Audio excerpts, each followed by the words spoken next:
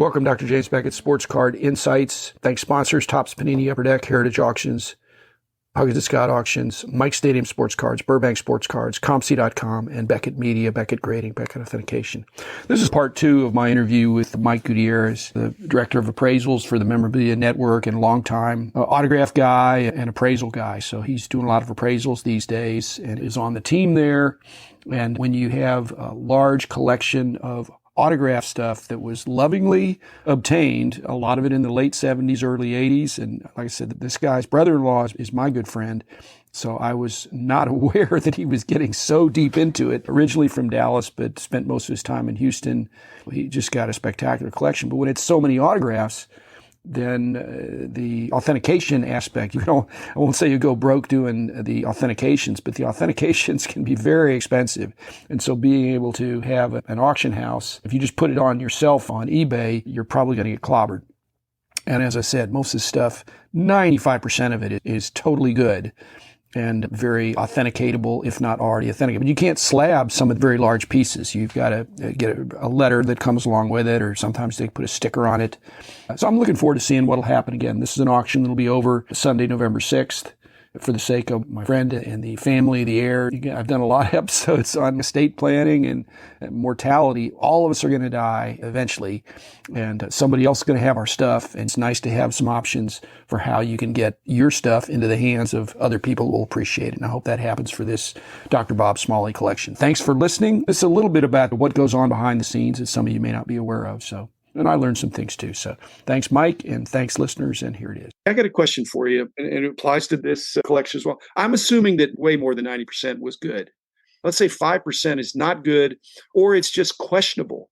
Mm-hmm. What does somebody do with that? Oh, it's not around anymore to justify that, hey, I got that in person, or Willie was not feeling well that day. And it doesn't look like all the other. But if it doesn't look like it, so I'm just wondering, what do people do when they have questionable or autographs that are even secretarial? Yeah, what's happened? How do you sell them? It might be on a nice item. Does that besmirch the item? Yeah.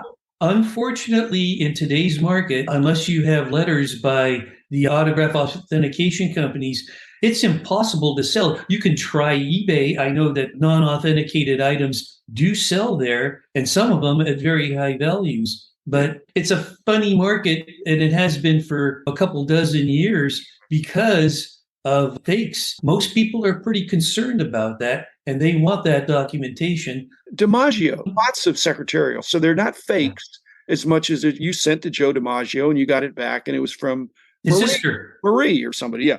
So what do you do with those? If it's on a card or a magazine cover, can you throw it in the trash? What are you saying, Mike? Because the item itself still has value. You can't really erase the signature without further defacing the item. I have an answer for that. As with the Joe DiMaggio signatures that are secretarial by his sister that are known, and I would compare that with the Lou Gehrig signatures that were signed by his wife also. They're still sellable. You could try them on eBay, but you'd have to say, this is a secretarial. It was signed by whoever, and it is a known copy of... Kind of like a variant.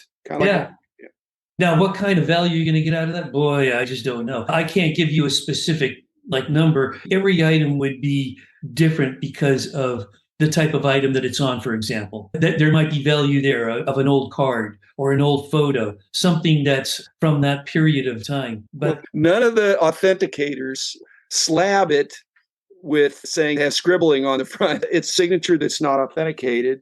Yeah. And you'd think that's just surface damage.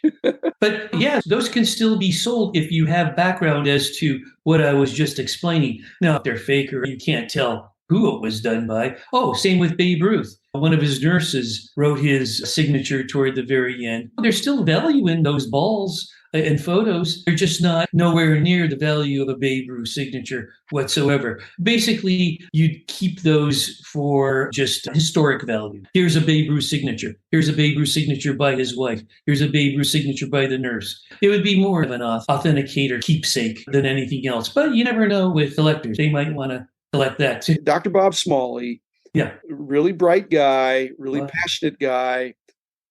Did he have good taste in autographs or what? Because I saw it, you've seen it. Yeah. There's a few guys in there I'm thinking, what are you thinking? Because they didn't hit it huge. But for the most part, he was picking icons and standing in line for people that nowadays, if you could turn back the clock and time travel, those are the guys you would want to get. I think Dr. Smalley did the right thing that any collector would do. I think he collected not only iconic people, because that's a smart thing to do, but he collected people he liked. Yeah.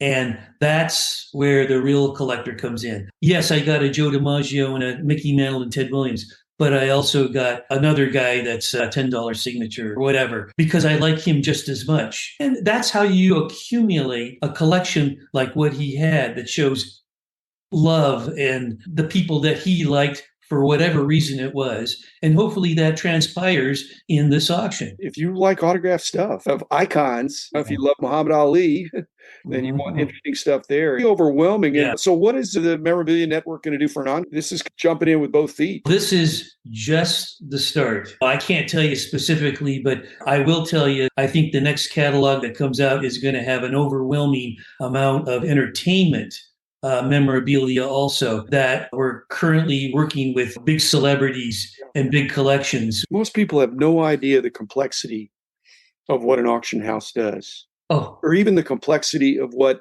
this Dr. Bob Smalley collection, when it was all amassed one at a time, and then all of a sudden you're sitting back after a lifetime and you realize, okay, now the heirs think, what do I do with this? Yeah. And then you guys brought the truck, Yeah. something, and took back all this stuff and lovingly photographed it and grouped it and authenticated it, because you don't want to get bounce backs. You don't want people being frustrated about it. You want people to pay top dollar because they have confidence that it's going to look even better. Are you aware of people coming by to get a firsthand look or a preview? Because some of this stuff, it's museum quality. Yeah, and people will do that. I haven't been to the offices in Burbank for a little bit, but they do have that availability. And it's smart for especially the higher end memorabilia, and it never hurts. Plus, you get to meet the people that are involved, and people will meet the employees there at the Memorabilia Network, and vice versa. Seeing things in person, there's a lot of good things that come out of that. Are you full-time with the Memorabilia Network, or are you just doing freelance stuff with them or contract? Yeah, I basically do freelance with them, so I'm not full-time, no. What I'm fairly full-time with is my appraisal business, doing appraisals for cards, memorabilia, rock and roll, musical instruments, entertainment, memorabilia. That's where I've moved to in my later years, Jim. My friend, that's the executor, was asking me about the estimates. And I said, for the most part, they're lower than what we hope things will go for. In fact, some things could be way lower. But what's the strategy on that? Were you involved in that? Because no, not at all. I wasn't involved whatsoever in putting together the lots or the values or the photos or anything like that. I just did an overall view initially for material that might not have been passable or good or authentic. And then the rest was left up to them. I'm hoping it goes strong. I do too. I'm a believer in just let's keep doing great stuff and make the pie bigger. And Harlan's new auction company, it's like restaurants. Is there room for another restaurant in Dallas, Texas? No, unless it is really good. And brings something different and isn't like the one across the street. So I think that's what needs to happen. And it seems like it is, that it's a very different feel of a catalog than most of the others. It's the company mainly is not going to be auction oriented. It's just a service that they offer. And I think what coming out in the next few months about is you're going to see a company that's going to be offering many different services. Like I said, auction is just a way of helping people move material, but it's not going to be primarily an auction company. I say this in a nice way, I hope, is that if it's Harlan, he doesn't want it to be, he loves the relationship.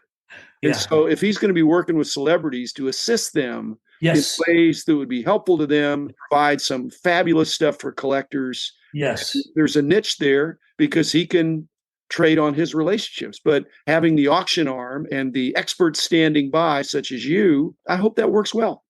It is. For example, we're going to be doing interviews on video that will place on our site with collectors that have long-time collections or specific different types of collections, whether it be sports related, entertainment, or otherwise. And we're going to promote on the site with long interviews. That's just one thing. No one else is doing that.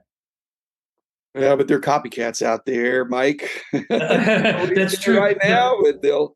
The funny thing, though, with auction houses and other companies, they don't want to put up with something that isn't bringing them money at the moment. Yeah. What are you doing to get a consignment is really the question that they have to deal with all the time. And we're going to do something a little bit different. It's consistent. It's consistent with Harlan. I think it is. Relationship first, and then as trust is built, he's wound up doing a whole bunch of things for some of these celebrities over the years, over the decades. I've observed him, and he's a hustler, really trying to figure out getting ahead of the curve. And that's why this isn't just another auction house that we're doing. There's going to be a lot of different elements to it, which is very Harlan, because he's been a guy with one foot in the business and another foot out on his own accord, coming up with his own ideas. And he's going to be putting that on this big plate, which will all be coming out pretty soon. Okay. Are you allowed to bid on anything? Sure. I could be a bidder. Yeah. There would be no reason for me not, as long as I paid for it. Bidding is a broad term that's misunderstood. Yeah. If I were bidding on something, it wouldn't be to bid it up. I want to win something for as cheap as I can win it. I'm not going to try to bid it up to make somebody else pay more. If I made a bid, it meant I want to buy it at that price. Exactly. That's not shill bidding, but I have a friend relationship with the consignor or the consignor entity. And I ought to be able to, and you ought to be able to bid on stuff for you. You want to buy it for your own? I have. Good. Yeah. And you're right. I put in my initial bids going, hey, I'm willing to bid it, to buy it at this number, no question. And I'm probably okay to buy it at a higher number even too. But that's what auctions are about. You were asking me about the estimates, and I had nothing to do with that. I personally, when I consign an item anywhere, I don't care if it's at $100, $1 or $0. Seriously, I think the lower you put it out there, the more money you're going to get in a current. That's my. If it's well promoted and if it's a nice. Yeah. So I'm hoping the promotion is strong and you get lots of eyeballs on it and some pockets. And they could walk away with an instant Sandy Koufax collection. They could have a Sandy Koufax man cave. And you got all these really nice Willie Mays signatures in there too, from when he was in better shape. And what is he now? 90, I think? 90 something, yeah. Yeah, and he can't sign anymore. There's going to be good reason for some high numbers. In this auction from the doctor's collection. I hope so. Thanks, Mike Gutierrez. I will see you in Chicago, if not before. And, you got it, Jim. Keep up the good work. I hope this is a successful auction for everybody. Because that's really what happens in the auctions. It needs to be win for the auction house, win for the consignor, and win for the collector. And it's putting some good stuff out there is really. Yeah. Jim, thanks for having me on. It's great to see you again, my friend. Tell Dan and Harlan to keep hitting it hard, and I'll see them in Chicago probably too. So that'll be great.